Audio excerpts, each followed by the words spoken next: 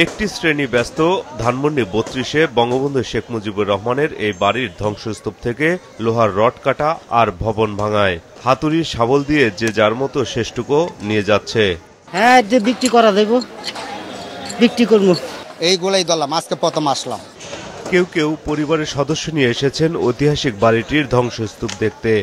ঐতিহাসিক বাড়ি ছিল, বাট ঐতিহাসিক বলে যে আপনি অপরাধ করে পার পেয়ে যাবেন সেটা কিন্তু গ্রহণযোগ্য নয়। পরবর্তীতে যারা আসবে তারা যেন এই বাসভবন থেকে শিক্ষা নেয় যে প্রতিটা স্বৈরাচারের এভাবে পতন হয় আর এভাবে তাদের ধ্বংস হয়।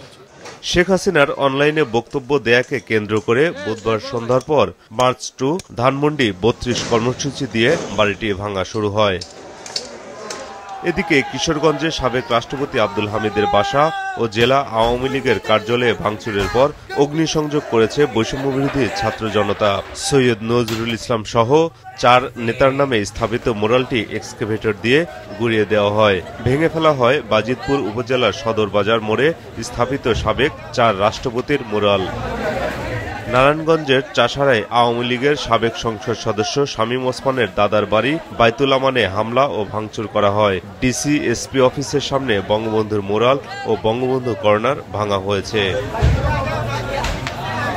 রাজশাহী সিটি কর্পোরেশনের সাবেক মেয়র ও আওয়ামী লীগের প্রেসিডিয়াম সদস্য AHM খায়রুজ্জামানের উপশহর এলাকার বাড়ি ভাঙচুর করে ছাত্র জনতা।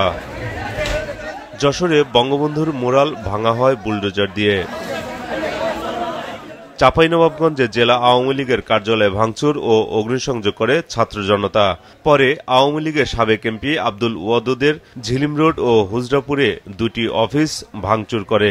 স্বৈরাচার পালানোর পরেও যে বাইরের রাষ্ট্র থেকে আমাদের উস্কানিমূলক বক্তব্য ও দেশকে একটা অস্থিতিত করার জন্য এই অবস্থা করেছে। আওয়ামী লীগ যদি কোনো আমাদেরকে বাধা কোনো রকমের কোনো অস্থির কোনো কার্যক্রম যদি করতে চাই, তা আমরা সাথে সাথে তার প্রতিবাদ দেওয়ার জন্য আমরা প্রস্তুত আছি। নোয়াখালী ৬ আসনের সাবেক সংসদ সদস্য মোহাম্মদ আলীর বাড়িতে হামলা চালিয়েছে ছাত্র জনতা। তবে মোহাম্মদ আলীর লোকজনও পাল্টা হামলা ও গুলি চালিয়েছে বলে অভিযোগ পাওয়া গেছে।